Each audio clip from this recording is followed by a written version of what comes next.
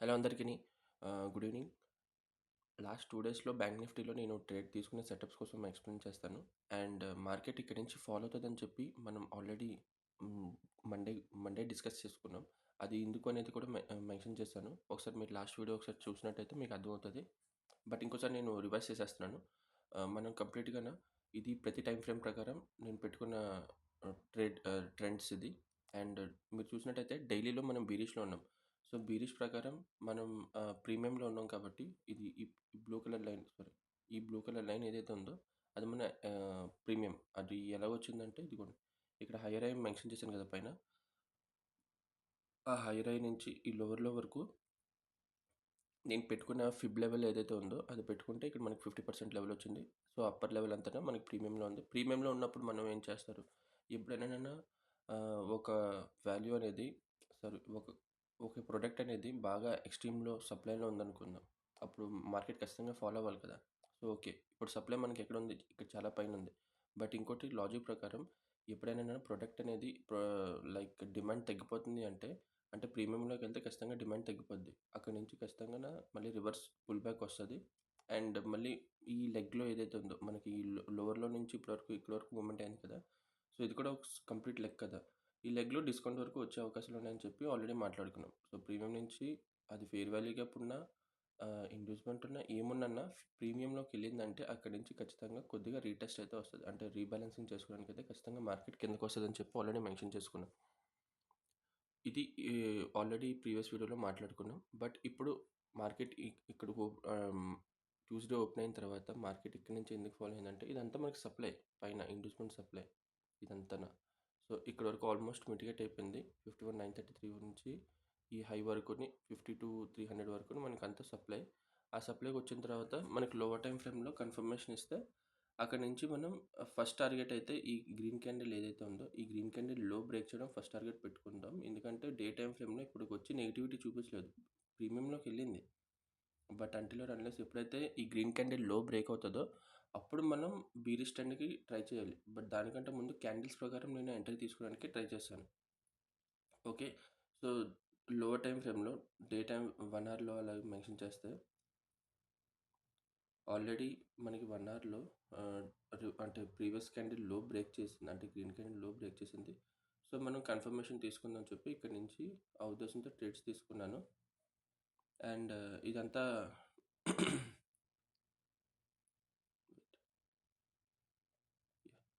ఇదంతా మనం 15 మినిట్స్‌లో ఆల్రెడీ మార్క్ చేసుకొని పెట్టుకున్నాం. మన డిమాండ్ హోల్డ్ చేయలేదు. దాని తర్వాత ప్రీమియంలో ఎక్స్‌ట్రీమ్‌లో మనం సెల్ చేసాం అవి ఇవి అని. సో, ఫస్ట్ మనకి డిమాండ్ అనేది గ్రీన్ కలర్ రెక్టాంగిల్ జోన్ కనిపిస్తుంది కదా! అది మన ఫస్ట్ డిమాండ్. ఆ డిమాండ్ దగ్గరికి వచ్చి రెస్పెక్ట్ ఇస్తే మనం ఎంట్రీ తీసుకుందాం. బట్ అది బ్రేక్ చేసింది. బ్రేక్ చేసిన తర్వాత మనకి ఇక్కడ ఎక్కడ డిమాండ్ లేదు. ఓకే. బ్రేక్ చేసిన తర్వాత పైకి వెళ్ళి అక్కడి నుంచి మళ్ళీ ప్రీవియస్ ఏదైతే ఇక్కడ పుల్ బ్యాక్ ఇచ్చిందో దాన్ని కూడా బ్రేక్ చేసింది. హ్మ్. సో, బ్రేక్ చేసిన తర్వాత ఈ బ్రేక్ చేసే ముందు ఇక్కడ డిమాండ్ ఉండేది కదా! ఈ డిమాండ్ కాస్త సప్లై ఇచ్చేసింది నాకు. ఓకే. సో, సప్లై చేసిన తర్వాత సప్లైలో నేను ఎంట్రీ తీసుకున్నాను ఇక్కడ సెల్లింగ్ సైడ్‌కి. ఈ డిమాండ్ ఎక్కడి నుంచి రాలేదు కదా! ఆల్రెడీ ఈ పుల్ బ్యాక్ ఏదైతే ఉందో అది ఈ ప్రీవియస్ ఇక్కడ పుల్ బ్యాక్ ఇక్కడుంది మనకి. అండ్ ఇక్కడి నుంచి మార్కెట్ అనేది మూవ్‌మెంట్ అయింది. సో, ఈ డిమాండ్ ఎక్కడ క్రియేట్ అవ్వలేదు కాబట్టి ఈ డిమాండ్ చాలా వీక్‌గా ఉంది. బట్ ఈ డిమాండ్ బ్రేక్ చేసే ముందు మనకి ఆల్రెడీ ఒక సప్లై చేసి ఇచ్చింది కాబట్టి ఆ సప్లై నుంచి నేను సెల్ చేశాను.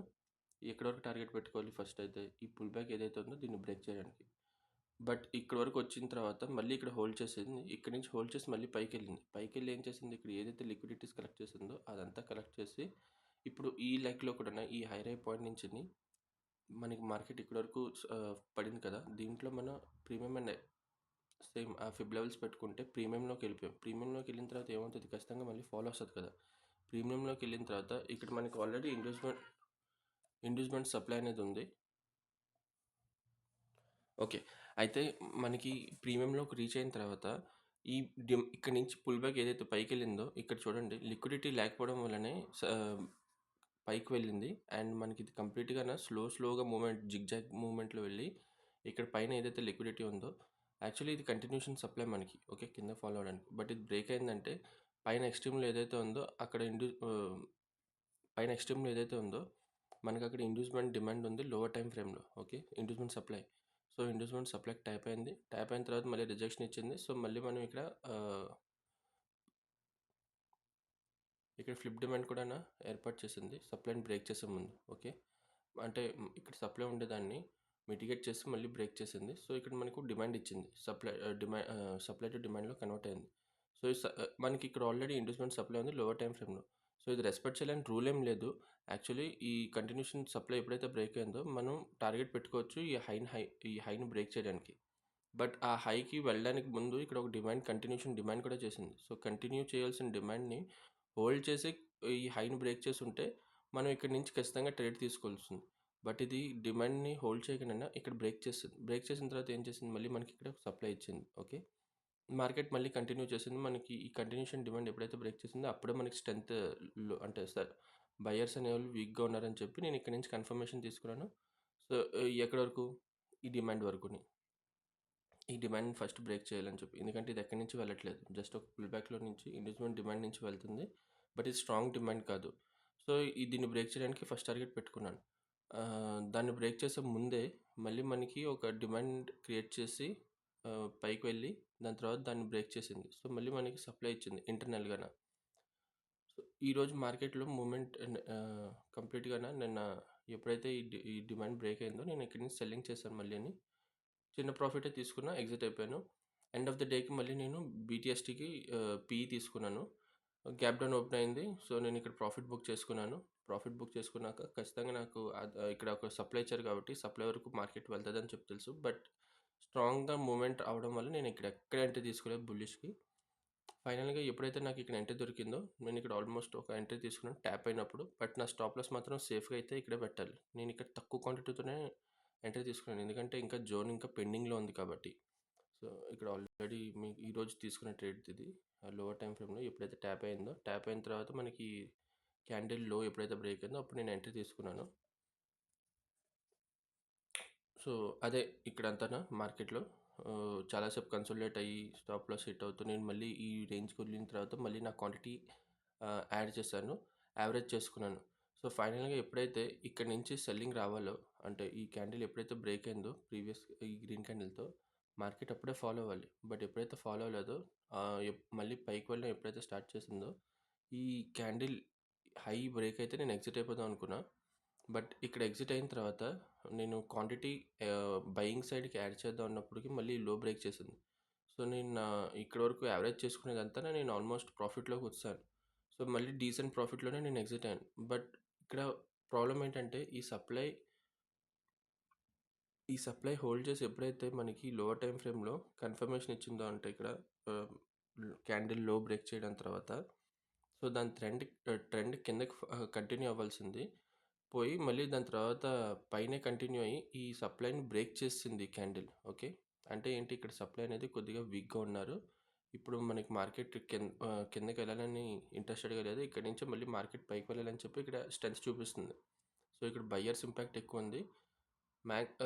సో ఇక్కడ నుంచి మార్కెట్ రేపు కూడా గ్యాప్ అప్ ఓపెన్ అవ్వడమో లేదంటే ఫ్లాట్ పాజిటివ్ ఓపెన్ అవ్వడంలోనే ఛాన్సెస్ ఎక్కువ ఉన్నాయి. ఎక్కడి వరకు, ఈ ఫస్ట్ అయితే ఈ సప్లై ఏదైతే ఉందో అక్కడ వరకు. సో వన్స్ ఇక్కడికి వెళ్ళిన తర్వాత మార్కెట్ రేపు అయితే మ్యాక్స్ పాజిటివ్లో ఓపెన్ అవుతుంది. అండ్ ఎంతవరకు ఓపెన్ అయ్యే అవకాశాలు ఉన్నాయో చూద్దాం ఒకసారి. ఆల్మోస్ట్ ఒక 200 పాయింట్స్ వరకు స్కోప్ ఉంది. Okay. Even in case market 100+ ఎన్ని పాయింట్స్ అయినా పాజిటివ్లో ఓపెన్ అయితే మళ్ళీ మనం ఇక్కడ వరకు కంటిన్యూ చేస్తాం. ఈ సప్లై కానీ మనకి ఎటువంటినే హోల్డ్ చేసి మళ్ళీ కన్ఫర్మేషన్ ఇస్తే మళ్ళీ మనం టార్గెట్ తీసుకుందాం ఎక్కడికి, ఈ లో బ్రేక్ చేయడానికి ఏదైతే మనం టార్గెట్ ఫస్ట్ పెట్టుకున్నామో అది. ఓకే. సో ఏదైనా ఈ సప్లై మీద డిపెండ్ ఉంటుంది. ఈ సప్లై కానీ హోల్డ్ చేయలేదంటే ఇది కూడా మనకి పైనుంచి వస్తుంది, కూడా ఇండ్యూస్మెంట్ సప్లై నుంచి వస్తుంది కదా. సో ఇది బ్రేక్ అయిపోద్ది. అండ్ ఈ హై కూడా ఎక్కడ మనకి ప్రీవియస్ సప్లైలోనూ ఉంది, బట్ అది జస్ట్ ట్యాప్ చేసి వచ్చింది. ఓకే. సో మ్యాక్స్ అయితే వన్స్ ఈ సప్లై కానీ హోల్డ్ చేయలేదంటే, ఈ ఫ్లిప్ సప్లై అని ఏదైతే పెట్టినా అది కానీ హోల్డ్ చేయలేదంటే ఖచ్చితంగా మార్కెట్ అనేది ఈ inducement lower high and higher హైని బ్రేక్ చేసే అవకాశాలు ఎక్కువ. ఓకే. సో తర్వాత ప్రైస్ డెలివరీ బట్టి మనం ట్రేడ్ తీసుకోవచ్చు. నా వ్యూ అయితే రేపటికి ఒకటి ఇప్పుడు ప్రజెంట్ ఉన్న వ్యూలో మార్కెట్ కానీ ఈ విధంగా ఇండ్యూస్మెంట్ సప్లైని ట్యాప్ చేసి మళ్ళీ ట్రెండ్ ఇక్కడ ఈ లో బ్రేక్ చేసిన తర్వాత ఆల్మోస్ట్ ఇక్కడ టార్గెట్ ఇక్కడ ఎందుకు పెట్టుకుంటున్నానంటే, ఇక్కడ ఏదైతే సెల్లర్స్ క్వాంటిటీ ఇంకా ఎగ్జిట్ అవ్వలేదు, లాస్లోనే ఉన్నారు. చూస్తే మీరు చూడండి, గ్యాప్ అప్ ఓపెన్ అయిన తర్వాత వాళ్ళ క్వాంటిటీ ఇప్పుడు వచ్చి ఎగ్జిట్ చేయలేదు. సో మ్యాక్స్ ఫస్ట్ టార్గెట్ అయితే ఈ డిమాండ్ వరకు తీసుకురావడం. ఇక్కడ ఆపరేటర్స్ లాస్ కట్ చేయడం. వన్స్ ఇక్కడికి లాస్ కట్ చేసిన తర్వాత మళ్ళీ మార్కెట్ పైకెళ్తే ఇదంతా సప్లై అని చెప్పి మనం సెల్ చేయకూడదు. ఇదంతా ఇప్పుడు లిక్విడిటీ. సో, ఖచ్చితంగా అవన్నీ బ్రేక్ అయిపోయి పైకెళ్ళిపోద్ది. దాని ప్రీవియస్ డే టైమ్ ఫ్రేమ్‌లో ఏదైతే సప్లై ఉంటదో అక్కడి వరకు రీచ్ అవ్వడానికి. ఓకే. అది అప్‌కమింగ్ డేస్‌లో మెన్షన్ చేసుకుందాం. బట్ రేపటికైతే పాజిటివ్ గ్యాప్ అప్ ఓపెన్ అయ్యే అవకాశాలు ఎక్కువ. ఓకే.